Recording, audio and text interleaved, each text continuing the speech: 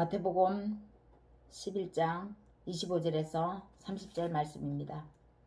그때 예수께서 대답하여 이르시되 천지의 주제신 아버지여, 이것을 지혜롭고 슬기있는 자들에게는 숨기시고 어린아이들에게 나타내심을 감사하나이다. 옳소이다. 이렇게 된 것이 아버지의 뜻이니이다. 내 아버지께서 모든 것을 내게 주셨으니 아버지 외에는 아들을 아는 자가 없고 아들과 또 아들의 소원대로 계시를 받는 자 외에는 아버지를 아는 자가 없느니라. 수고하고 무거운 짐진 자들아 다 내게로라. 내가 너희를 쉬게 하리라. 나는 마음이 온유하고 겸손하니 나의 멍에를 메고 내게 배우라. 그리하면 너희 마음이 쉼을 얻으리니 이는 내 멍에는 쉽고 내 짐은 가벼움이라 하시니라. 아멘. 인간은 만물의 영장입니다. 이 말에 동의할 사람도 있고 동의하지 않을 사람도 있을 것입니다. 영묘한 힘을 가진 우두머리로 해석하면 맞는 말입니다. 그래서 영장은 사람이다. 이렇게 동의어로 표현할 수 있죠. 그러면 인간 모두가 재능이 뛰어난 겁니까? 그럴 수도 있고 그렇지 못하거나 그럴 수 없는 다양한 인간들이 있을 수 있습니다. 고대 그리스 철학자 아리스토텔레스는 자연은 사다리다 라고 표현했습니다. 종은 인간이고 그 아래엔 포유류, 조류, 어류, 곤충, 연체동물이 차례대로 있다고 하는 것이죠. 아리스토텔레스가 사다리를 통해 전하는 메시지는 간명합니다. 천지간의 가장 우수한 종은 인간이라는 겁니다. 하나님의 형상대로 지음을 받은 천지 만물은 유일무이하게 인간밖에 없습니다. 그래서 가장 우수한 종은 인간이라는 사실이 성립하는 겁니다.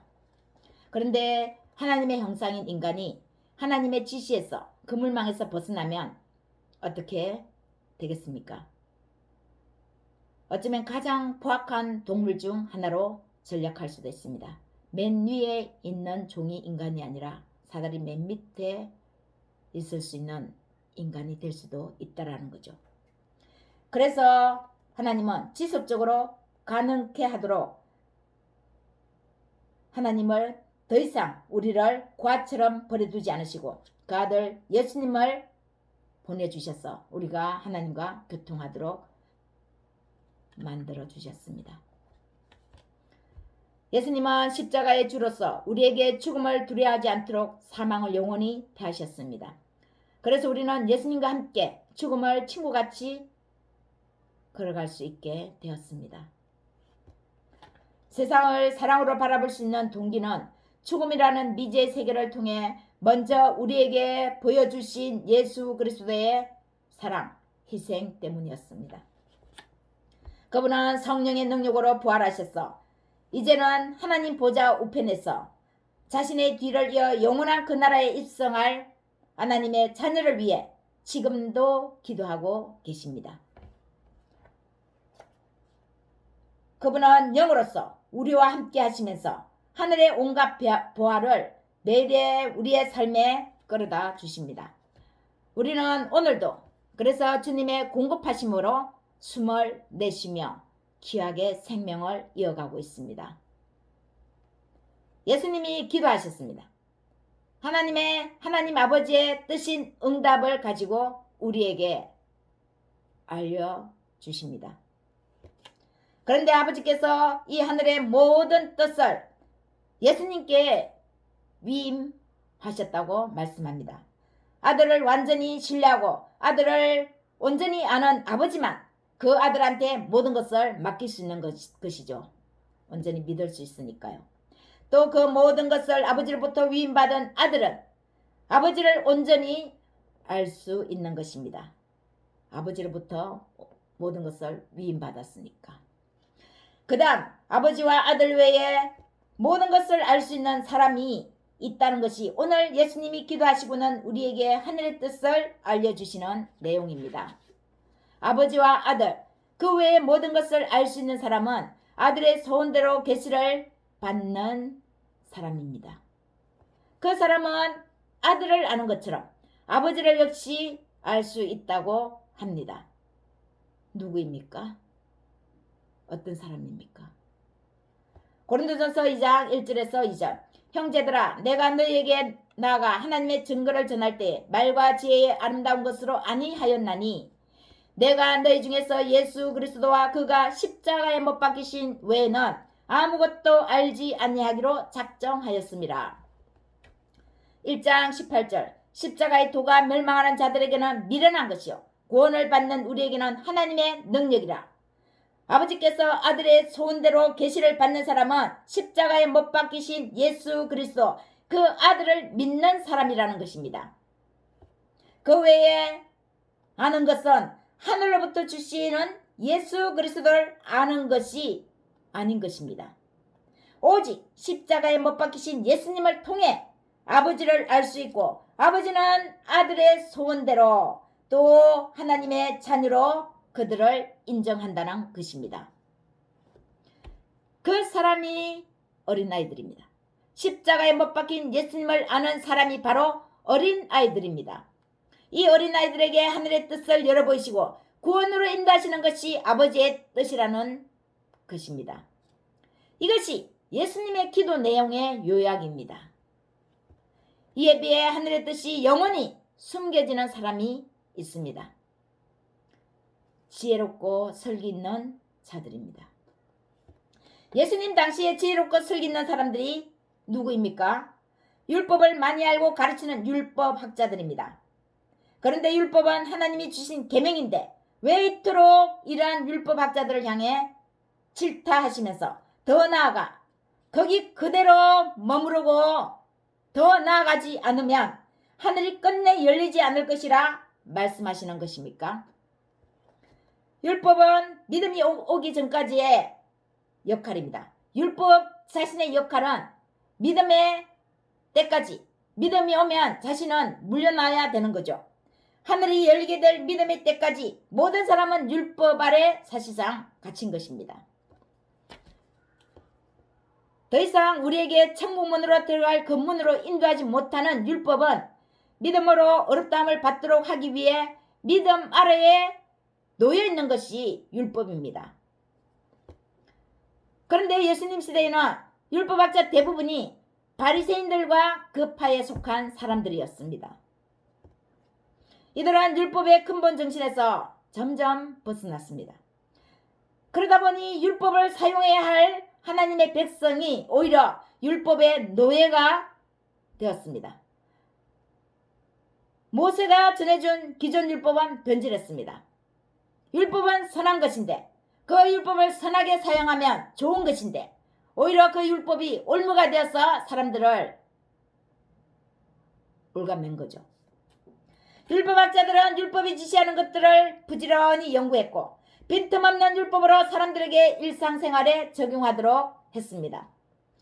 하나님이 믿음의 때까지 율법이 선한 역할을 감당하도록 주신 것을 사람들이 도저히 감당할 수 없도록 구속하는 일이 되게 했습니다. 바리새인들은 율법 준수와 형식만 강조할 뿐 원래 율법이 지니고 있는 하나님의 사랑은 드러나지 않게끔 만들었습니다. 율법의 중심은 바로 하나님 사랑과 이웃 사랑입니다.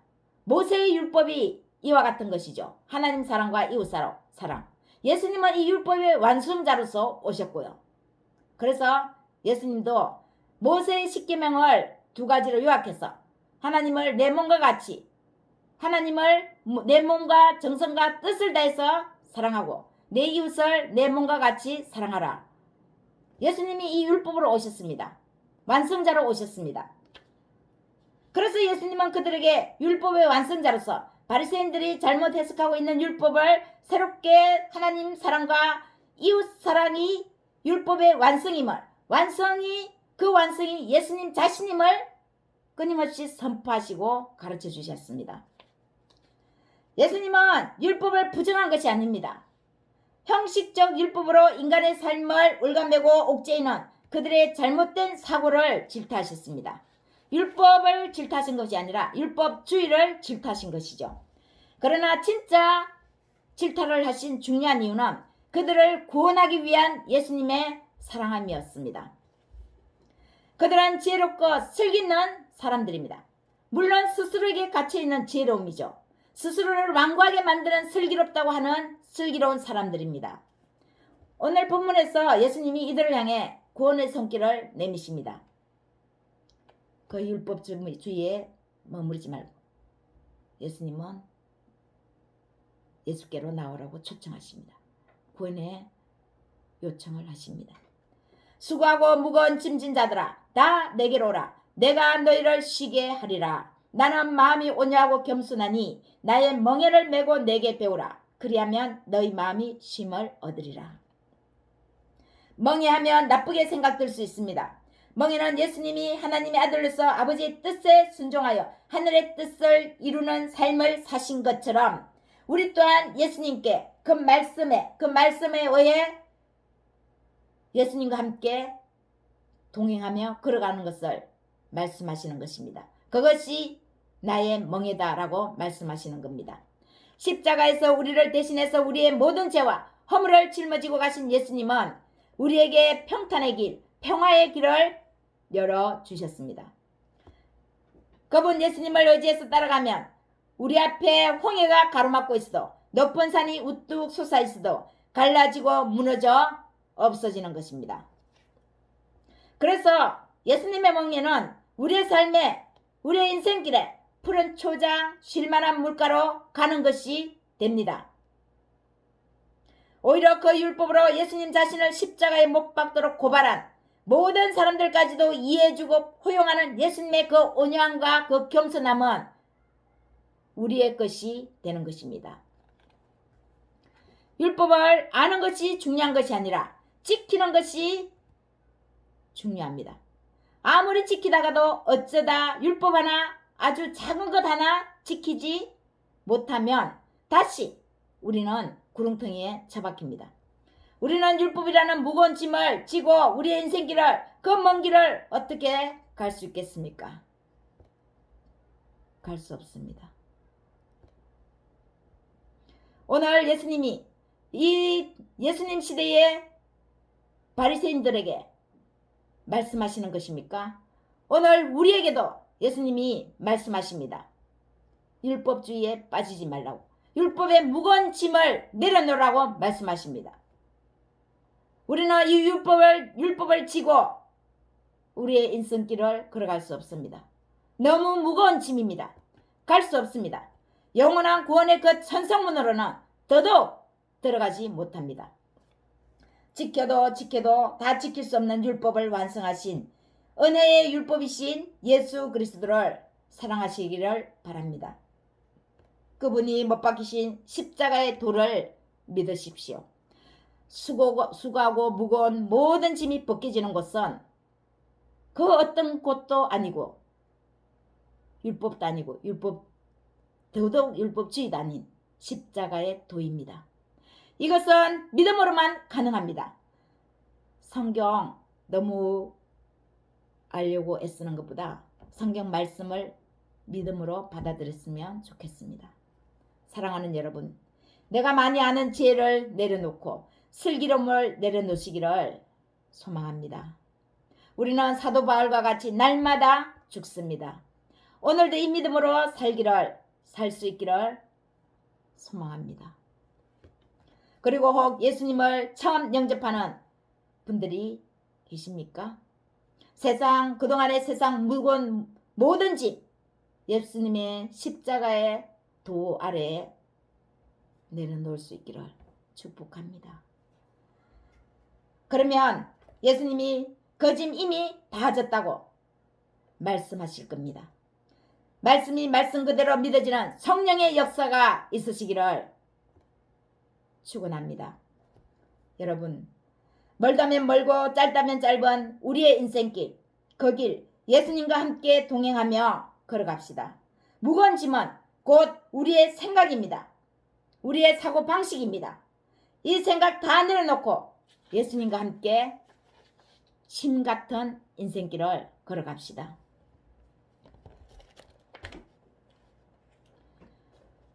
멀리 갔더니 처량하고 고나며 슬프고 또 외로워 정처 없이 다니니 예수 예수 내 주여 지금 내게 오셔서 떠나가지 마시고 길이 함께 하소서.